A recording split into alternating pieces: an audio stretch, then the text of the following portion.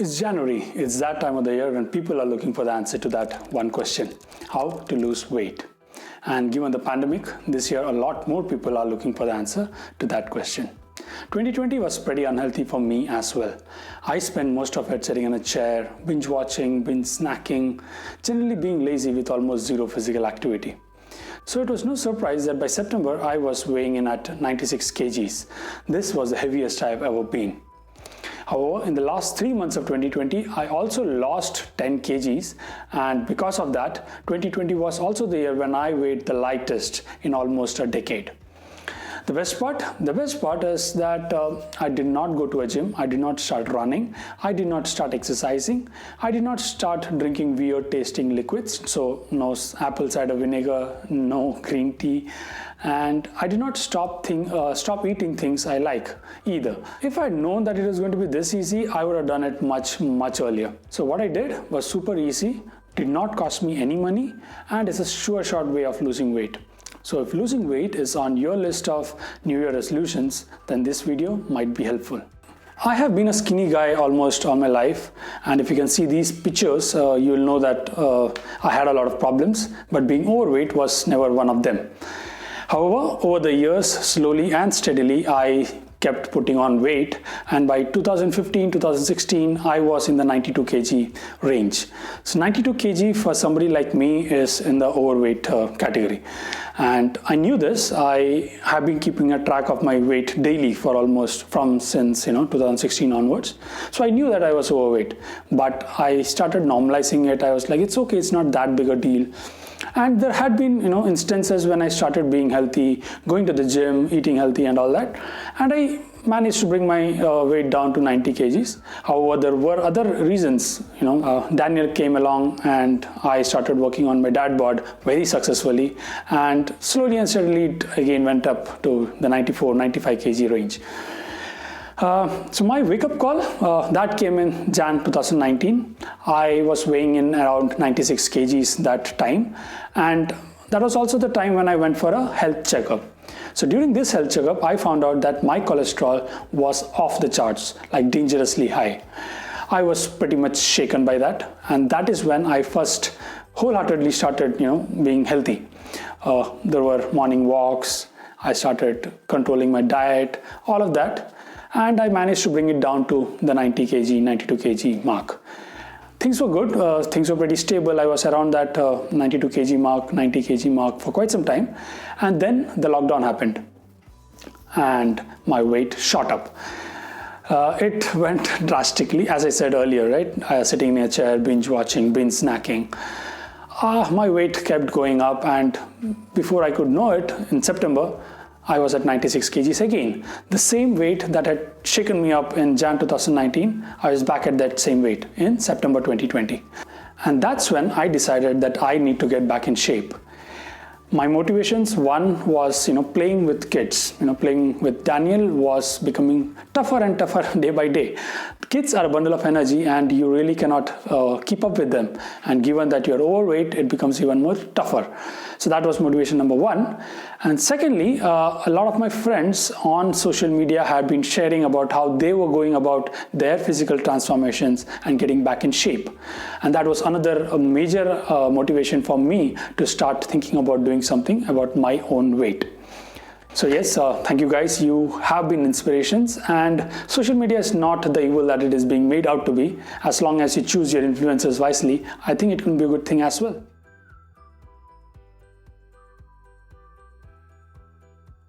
Coming to my before and after.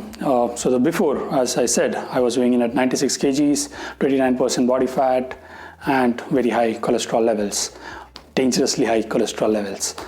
And after this 3-month weight loss that I went through, I'm now at 86 kgs. This was as of end of December. And my body fat percentage is around 25%. And most importantly, the cholesterol is back at optimum levels.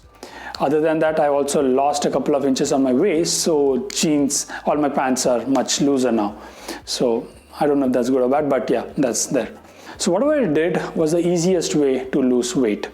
It might not be the best, it is not the best, but the easiest for sure. So if you have been struggling with weight loss, these things, whatever I'm saying next, the process, I'm sure it will be helpful. Before I go on to how I lost weight, let me tell you about how the human body gains weight. So the human body requires energy for anything it does. You can break it up into two parts. One, the energy that the body requires just to survive. These are the very basic things like, breathing, your internal organs, maintaining your body temperature and all that. So this is your very minimum amount of energy that your body requires just to survive.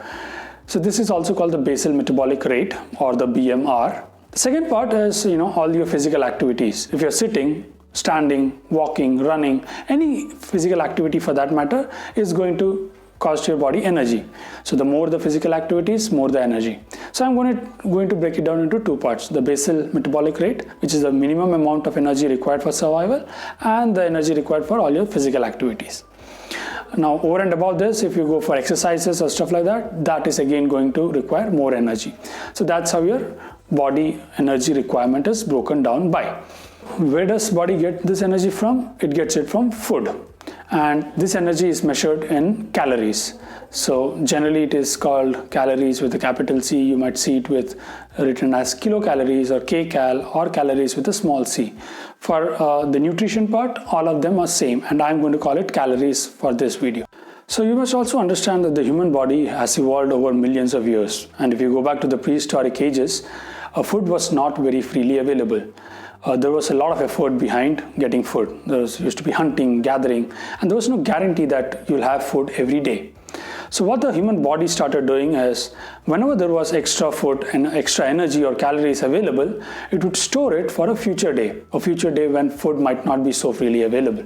So that's how the storage of energy as fat started. So the times have changed. Food is not in shortage anymore. You have an abundance of food. This is a pretty recent phenomena. However, the body has not evolved to take that into consideration. It's still, if you have extra energy or calories being consumed, it will go and store it. It will store it as fat, and that is how you put on weight. It is pretty ironic that an evolutionary tactic that was supposed to help you survive food shortage is now making you fat and killing you. So now going back to the question of how do we put on weight. So as I mentioned, there is a daily energy requirement of the body, and there is the daily consumption of energy in the form of food. So as long as you have this balance in place, you will not gain or lose weight. So if your body requires, let's say, 2300 calories on a daily basis, and if you consume 2300 calories on a daily basis in the form of food, you will not gain or lose weight. You will be maintaining weight. If you have to lose weight, you will have to eat lesser calories. How fast will you lose weight depends upon how much is this difference that you're able to maintain. If you're able to maintain a difference of 500 calories on a daily basis for a week, that will ensure that you lose half a kg. That is how it generally works. Depending upon your age, weight, height, and the other criteria, you might have a different rate of loss of weight, but you will lose weight. And the other way around, if you are consuming more calories than your requirement, you will gain weight. And that is exactly why you have been gaining weight in this pandemic. Your body did not require the calories that you are eating. And depending upon how much more calories you are consuming, you gain that much weight. So now coming to getting that calorie difference, as in how do we go about doing it. Option number one is you consume lesser calories in the first place itself.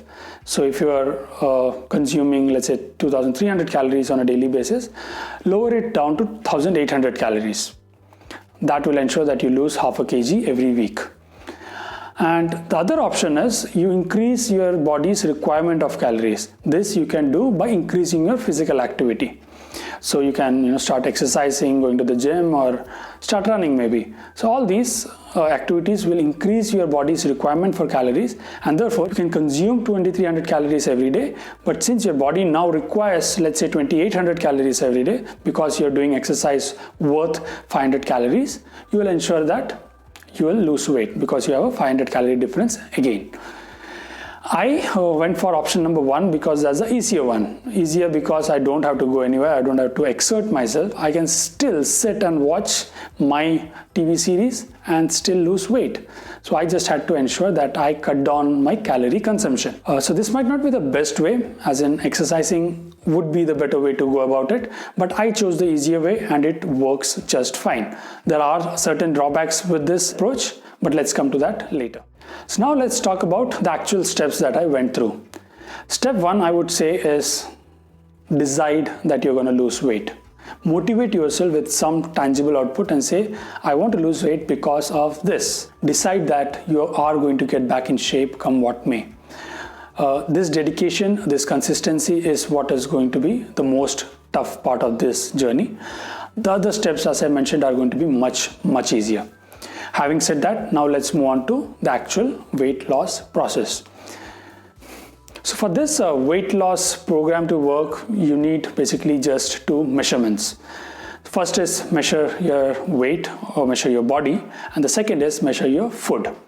Step 1, measure your body. So the very first thing that you need to do is measure your weight so that you know where you stand right now. For that, you will require a weighing machine. If you don't have one, go get one right away. And if you're in the market for a weighing scale, I would prefer going for a body composition scales, which give you a lot more information than just your weight. If you already have a scale, even that is fine. You don't really need a body composition scale, but a body composition scale will always make it easier to get all your measurements in place. If you don't have a body composition scale, don't worry, you can still work with what you have. Maybe get yourself a measuring tape. So now that you have your weighing scale with you, let's talk about the measurement itself. If you don't know, your weight, your body weight is going to change drastically over the period of a day. So when you get up, it might be, let's say, 80 kgs. When you have had your breakfast, it might go up to 81 kgs. When you go to the washroom, it might go down. Lunch, again, it goes up. And the idea being, it varies a lot, throughout the day. And if you take on day 1, you measure yourself in the morning, and on day 2, you measure yourself in the afternoon, you will see a vast difference, but that is to be expected. So to be consistent with your measurements, I would suggest getting up, go to your washroom, do your business, come out, measure yourself and take a note of your weight. And do this every day without fail. So this way you will ensure that you have consistent readings across this weight loss journey. And measuring yourself every day will also ensure that you know how you're progressing and whether you are on track for your weight loss goal. So now that you know your weight, the next step is to find out what your ideal weight should be, what your goal should be. So now before I go about telling you what your goals should be, let me tell you that there is no universal ideal weight. Ideal weight would depend on a number of factors like age, height, gender, the kind of work you do, and all that. So don't fixate on a number and say, okay, this is the number that I want to get at. Just focus on this process that we're going to discuss, and as long as you feel good about yourself, I think you should be good. However, having said that, a goal is always good to track where you are. Set goals which are attainable, small goals at first. For example, you need to lose 30 kgs of weight, let's say. That is huge, and it's going to take time. So it's better to set up smaller goals, let's say 5 kgs, 10 kgs, and then proceed from there. See how you're progressing, see whether you're able to reach those goals, and if yes, then move on to the next goal. In my case, 10 kgs is not that big a number, to be very frank, and I went ahead with that goal. So now coming on to the ideal weight, there are 2 ways to go about it. There are 2 metrics that you can use to come to this ideal weight, and I'll tell you both. The first one is the body mass index, or the BMI as it is called. It's no way accurate, but it gives you a decent idea of how much your weight should be, and therefore how much weight you should lose. Now BMI is a formula which basically says weight in kilograms divided by your height in meters squared. And then there is a scale on which BMI is mapped, and anything above 25 is considered overweight. A BMI of 30 or more is considered obese. So the target then is be less than 25 on the BMI scale. So the BMI might not be the best metric. It's decently accurate, gives you a good understanding of what your ideal weight should be. However, it's not the best. Why? So before I tell you why, let me tell you something about the body composition itself. So your total body weight that you're looking at is basically can be broken up into 4 parts. One is your bones, the skeleton itself. Second is your organs like your brain, heart, kidney, liver, all those. And third is your muscle, and fourth is your fat. So now out of these 4, bones and organs, obviously their weight cannot change, they'll be fixed. The weights that can change are the muscle and the fat. So muscle, if you exercise regularly, do weight training, you'll build muscle. The more muscle mass you have, the more energy your body consumes, even when you're resting. So which is why muscle mass is a good thing to have. So that's a good weight to have. On the other hand, you have fat. Now, as I mentioned earlier, whenever there is extra energy, the body stores this extra energy in the form of fat. Now, fat again can be broken up into two parts. One is your essential fats and your non-essential fats. Essential fats, as the name suggests, is essential for your very survival. So there are a lot of body functions like protecting your internal organs, maintaining your body temperature, providing energy as and when required, and some hormone regulation as well, which is done by the fat. So your body requires fat. Not all fat is bad. The non-essential fats, this, as I said earlier, is how your body stores energy. Whenever there is extra calories consumed by you, the body will store this extra energy in the form of non-essential fats. Non-essential fat is bad weight. So now as your non-essential fat increases, your weight increases, and what also increases is your probability of a lot of diseases. Diseases like heart diseases, cholesterol, high blood pressure, and a lot of them, basically.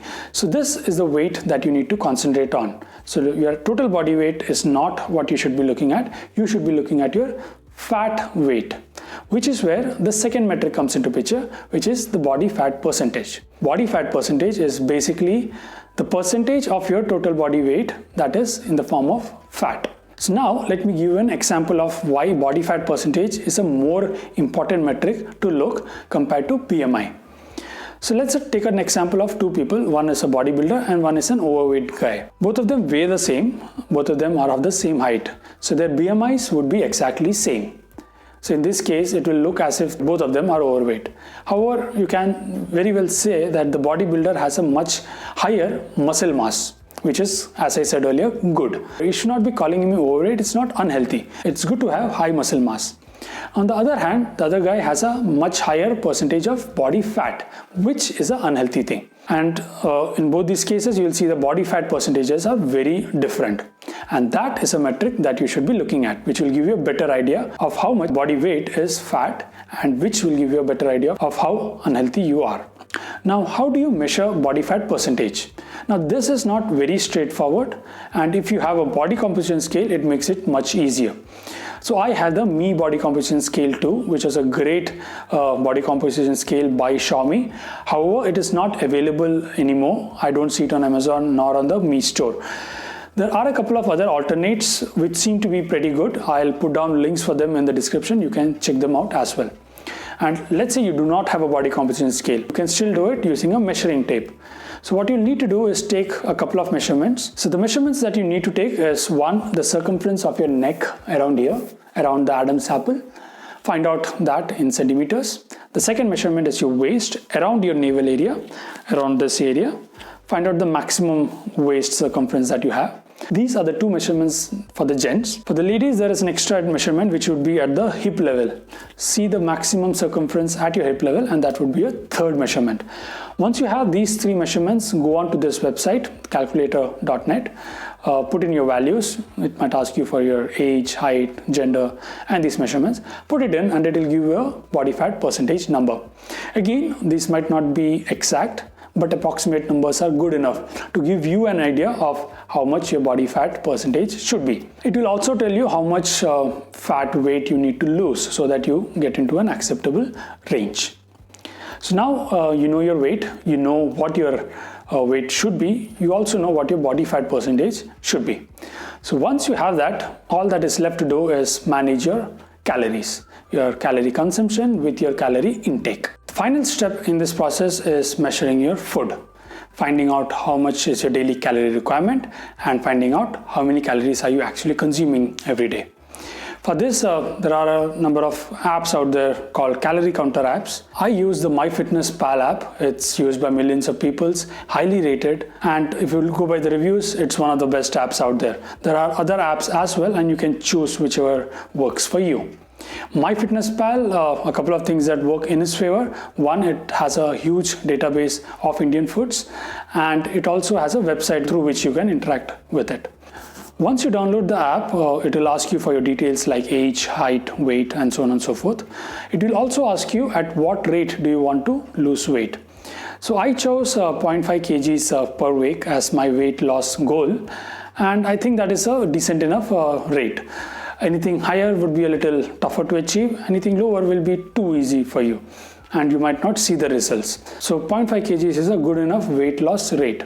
But then again, depending on your preferences, you can either go for a higher rate of loss or a lower rate of loss. So now depending on that, the app will tell you that if you want to lose, let's say 0.5 kgs per week, you should be consuming these many calories per day. Similarly, it also tells you what your BMR should be, which is the minimum calories that you should consume every day.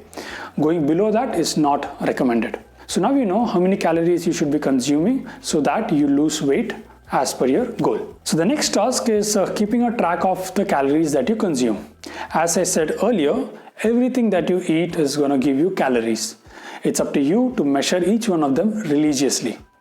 Now, how you do it on the app is every time sit down for a meal, just go to this app, open your diary, choose the meal and put in or add food items. So this app has a large database of Indian food items, and therefore you most probably will find whatever you are trying to input. In case you don't find it, you can as well as go and add it on your own.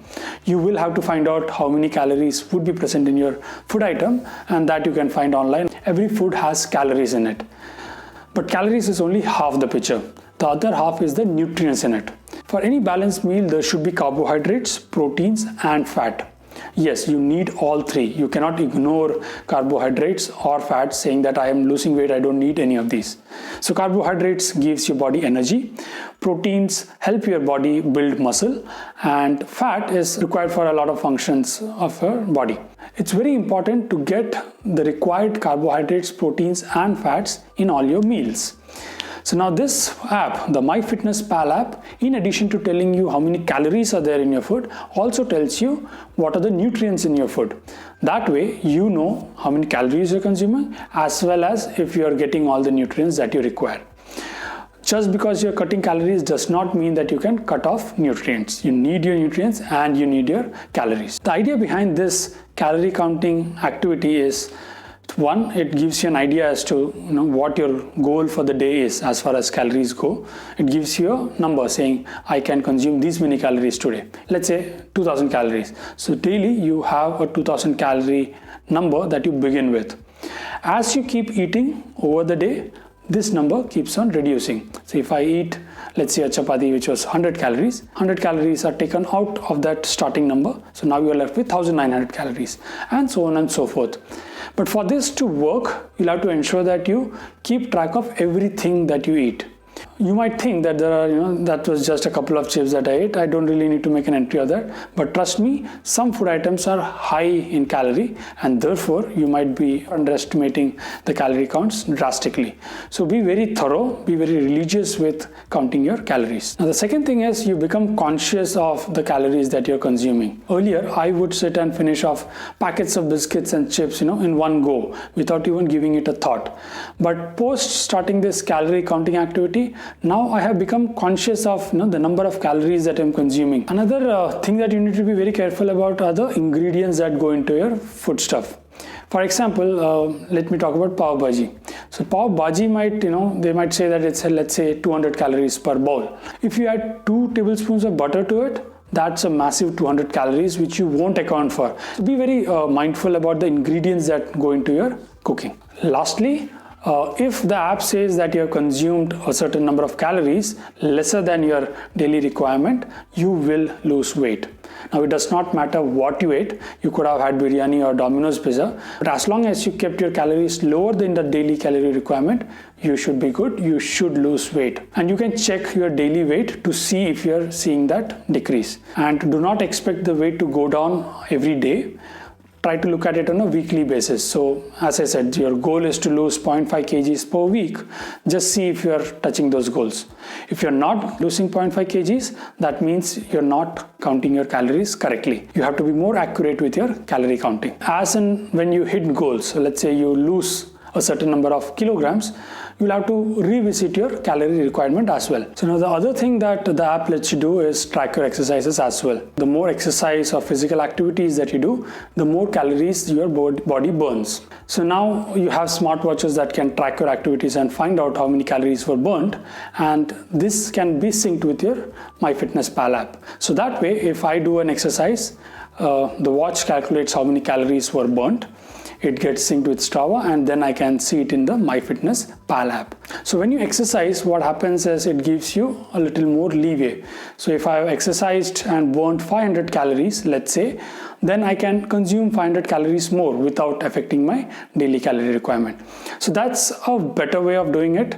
I did not exercise too much. When I started off, there was the first couple of weeks, I did a bit of skipping and body weight training. But once I saw that I was losing weight even without exercising, I stopped exercising completely. Not the best thing to do, but it works anyway. So the app told me that my daily calorie requirement was 2300 calories. And therefore, if I had to lose half a kg every week, I should be consuming around 1800 calories daily. So how I went about getting this 500 calorie deficit is as follows. The reason why you should not be cutting off junk altogether is because junk food is basically high in calories, and the body is always looking for extra energy. So the body thinks that a high calorie food is good food for itself. So the brain goes ahead and releases dopamine. Dopamine, if you know, is the pleasure chemical. It tries to motivate the body to keep doing a certain activity. So in this case, since dopamine is being released when you eat junk food, you get a certain amount of pleasure from eating that. And that is why you keep going back to, get those junk food. So whoever came up with that tagline, nobody can have just one, well, he really was onto something. So what happens is, if you cut down junk food altogether, your dopamine goes down. Because of that, you start feeling not so good about yourself, and you're craving for the junk food. Which is why if you cut out junk food altogether, after a point of time, you'll start craving for it, and then one fine day you'll have a cheat day, which will continue, become a cheat week, and then finally your weight loss program goes for a toss. So yes, I did not cut out junk food altogether, but now since I was counting my calories, I understood how many calories I was consuming, where I was getting those calories from, and this in turn helped me choose foods which are better or which would help me with my weight loss program. What you primarily need to do is eat more foods which are, one, low in calories, and second, which give you a feeling of fullness for a longer time. This will ensure that, one, your calorie intake will be lower and you won't feel the need to keep snacking on and off. Food items that are high in proteins and food items that are high in fiber, both of these will give you a sense of fullness for a longer time, and therefore they are helpful for your weight loss program. Secondly, cut down on junk food. The junk foods are generally high on calories and very low on nutrients. They most probably don't give you any nutrients at all. That's why they're called junk foods or empty calories. Also keep an eye out for saturated fat content. Saturated fat leads to higher levels of cholesterol, which then lead to a lot of health problems. What I found out during this process was that eating raw fruits and vegetables would give you a lot of fiber, and they are very low on calories. Secondly, cutting down on your junk food. These two things would be more than enough to give me my calorie deficit, and that's what I did. Before I go ahead and tell you what my meals before and after the calorie deficit look like, let me also talk about some other foodstuffs. I would like to call them the good, the bad, and the ugly.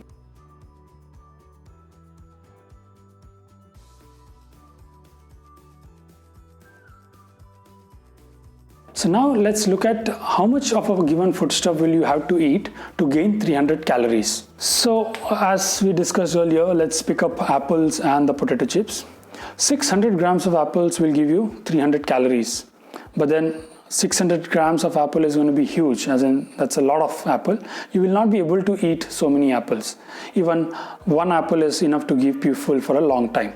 However, on the same time, 60 grams of potato chips are going to give you the same 300 calories, and 60 grams is like nothing, and therefore you'll keep going back to have more of snacks. This is the same with any of the snacks that you see on the bottom, which is why we call the ones on the top, which are high in proteins or fiber and give you the sense of fullness, as the filling ones.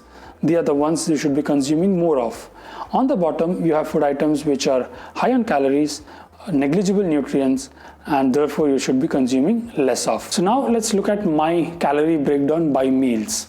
So what I used to have looked something like this. So my breakfast would generally comprise of chapatis, some kind of a vegetable bhaji, and tea. And this would be the calories all of those have. Lunch would again be rice, some kind of a bhaji, and dal. Again, these are the calories involved. Snacks would generally be something in the evening accompanied with tea. So that was the official snacks, but then unofficially there was a lot more snacks involved. So biscuits, chips, and maybe a Coke a day. So yeah, that's how I put on my weight. Moving on to dinner, it would be similar to what I had for lunch.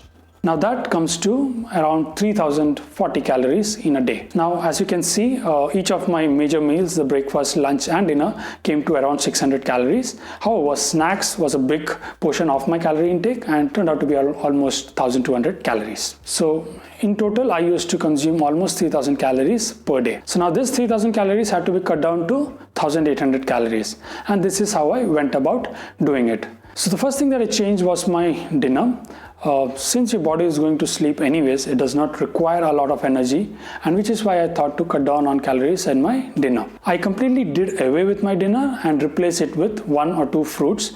So that brought down my calories from 600 to around 100 calories. The second major change that I brought in was in my snacks. I did not touch my evening snacks and tea. However, I cut down drastically on my junk food. Instead of consuming chips and biscuits, I replaced them with fruits. And I did not cut out junk food altogether, but I ensured that my snacks was limited to around 200 calories. This helped bring down my snacks calories from 1000 calories to almost 500 calories. The rest of it I mostly kept unchanged. Maybe I reduced 1 chapati in my breakfast, and therefore maybe 100 calories was the only difference there. So breakfast and lunch were almost untouched. And as you can see, these minor changes helped me bring my calorie down to 1800 on a daily basis. So yeah, to sum it up, I was consuming almost 3000 calories every day. My daily calorie requirement though was 2300, and my daily consumption to ensure that I lost weight at a rate of half a kg every week was 1800 calories. So I brought down my calorie deficit by reducing my calorie intake to 1800, and that is how I got my 500 calories deficit on a daily basis. Now that was good enough for me, and that is how I lost all my weight. Coming on to the exercise part of things. Now before I go ahead and talk about why exercise is necessary, let me tell you one thing. No amount of exercise can compensate for a bad diet. You might think that it's okay, I'll consume some extra calories, but then I'll burn it off in the gym. Let me tell you, that's the wrong way to go about it. Burning calories is going to be much more tougher than actually cutting down on the calories. So when I started my weight loss program, I did start off with some exercises in the first couple of weeks, but then I realized that cutting down my calories itself is going to be enough to get me to my weight loss goals. However, I did not realize why exercising is very important, and I did realize it but a little too late. So now I'm going to talk about why exercise is necessary. As you reduce your calorie intake, your body also realizes that the body is not getting the calories it used to get, and therefore it will also start making some changes. So as an example, let's say I was consuming 2000 calories earlier. Okay, and for my weight loss thing, I decided to go down to 1500 calories. The body after a point of realizes that you're not getting those 2000 calories that you used to get earlier, but now you're getting only 1500 calories. So what the body does, it then starts consuming calories at a lower rate. It tries to match the calorie intake. So since I'm consuming only 1500 calories, the body also tries to limit the calorie consumption to 1500 calories. So it basically slows down the rate at which it is consuming calories. So what then happens is that since the body's requirement is 1500 and you are eating 1500 as well, so there's this daily balance, and because of that you'll stop losing weight. So the other thing is when you cut down calories at a much higher rate. So for example, in my case, I was used to 3000 calories per day, and now I cut it down to 1800 calories. So because of this huge deficit, the body still requires its energy. So it is looking for easier ways to get energy. So what it does is it starts getting energy from my muscle mass instead of my fat. Converting fat into energy is a longer process, it's a tougher process, and therefore the body starts using my muscle mass. So that results in you losing muscle mass. As I mentioned earlier, muscle mass is good for your body and losing muscle mass is not. These are the things that exactly happened in my case as well. So if you can see these graphs, my basal metabolic rate, which is the rate at which my body consumes energy at rest, started going down as I started limiting my calories and losing weight. Though I lost 10 kgs of weight, a lot of it was muscle mass. You can see this gradual decrease in my muscle mass over time. Coming to the exercises, there are two types of exercises that you can do. One is cardio, which is primarily for burning calories and making your heart stronger. And second is your weight training or resistance training, which helps you build muscle. The best cardio exercises are the ones that make your heart beat at a faster rate, thereby making your heart stronger and your blood circulation better. And FYI, cardio comes from the Greek word cardia, which means heart. So if you're looking to burn calories efficiently, which is burn more calories in less time, I would suggest going for high intensity exercises rather than slow intensity exercises over a prolonged time.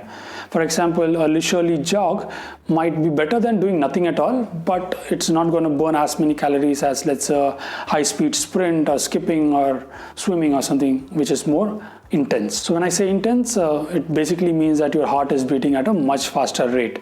Around 110, 120 beats per minute is a good number to look at. Nowadays, the smartwatches and fitness bands that you have will tell you what your heartbeat is. That is what you should be looking at, getting a heightened rate of heartbeat. I tried out a couple and I found skipping to be one of the best exercises because of the following reasons. First, it lets you go really intense without putting as much strain on your legs as, let's say, running. That's basically because while you're skipping, your body weight is supported by both knees at the same time, while you're running, you are putting all your strain on one knee at a time. Since I have a knee injury, I found skipping to be lighter on my knees. The second reason is you don't need to go outside to start skipping, unlike running or jogging or swimming, wherein you really need to go outside and look out for exercise. Skipping, on the other hand, you can start doing right at home. And lastly, skipping is a complex exercise. It requires a fair bit of coordination from your end, and the challenge can be fun. Another good option would be high intensity interval trainings, or HIITs as they are referred to. These are really intense and they work out your entire body. You can find a lot of HIITs on YouTube and follow the same. Having said that, a cardio will help you burn calories, but it will not help you build muscle. To build muscle, you'll have to look at something called a weight training exercises. Weight training or resistance training, as they're referred to, is basically exercises which put a strain on your muscles, which helps your muscles to develop and helps you gain muscle mass. The best option for resistance training would be to go to a gym, because they have a wide variety of free weights and machines which will help you give your best form of weight training. However, if you're not a gym person, I would suggest starting out with body weight exercises at home. I found squats and push-ups to be great starting points. As you progress, maybe you could invest in a couple of dumbbells, free weights and a barbell, and you should get a good enough weight training exercise at home itself. Again, YouTube can be a great source of information for weight and resistance training, and I would specifically recommend AthleanX, which is a great channel. Lastly, weight training is not only for the fitness models and the film stars. Everybody can benefit from weight training irrespective of age or gender. All of us have muscles, and you really need to work those muscles. If you don't exercise those muscles, you'll slowly and steadily lose muscle mass, which is not good for your body. Weight training will help you become stronger, it will make you fitter, it will help you burn calories, it will help you increase your muscle mass, which in turn will help you burn more calories. This ad where an old man starts weight training so that he can lift his child up and put that star on that Christmas tree, I think this ad is a great advertisement for weight training. Weight training is for everyone, and it's high time that you started weight training as well. For me, as I mentioned, I need to build my muscle mass and I need to get weight training right away. So yes, that is all the theory that you need to lose weight. And what is now required is for you to start doing all this religiously. You'll have to start tracking your weight regularly, keep tracking your calories, keep ensuring that you say no to those excessive junk food, and ensure that you get your regular exercise. Once you do all these, there is no way that you won't lose weight. And as you keep losing weight, ensure that you recalibrate your calorie requirements and calorie consumption accordingly. And the process does not stop when you lost weight and reach your ideal weight range. You'll have to still continue tracking your weight, tracking your calories, ensuring that you make changes to your calorie consumption and maintain this newfound weight. Over a period of time, this process will become second nature for you. You will know which food items are good for your weight, which are bad, which ones to say no to, and if you do eat junk, how much to eat. So the app after a point of time becomes redundant. I stopped using the app after almost a month's time, and after that I continued with what I was doing and I was able to continue getting a weight loss. If this helped you, do consider sharing it with somebody who is struggling with their weight loss. All the best for your weight loss journey, and see you soon on the lighter side of the weight spectrum.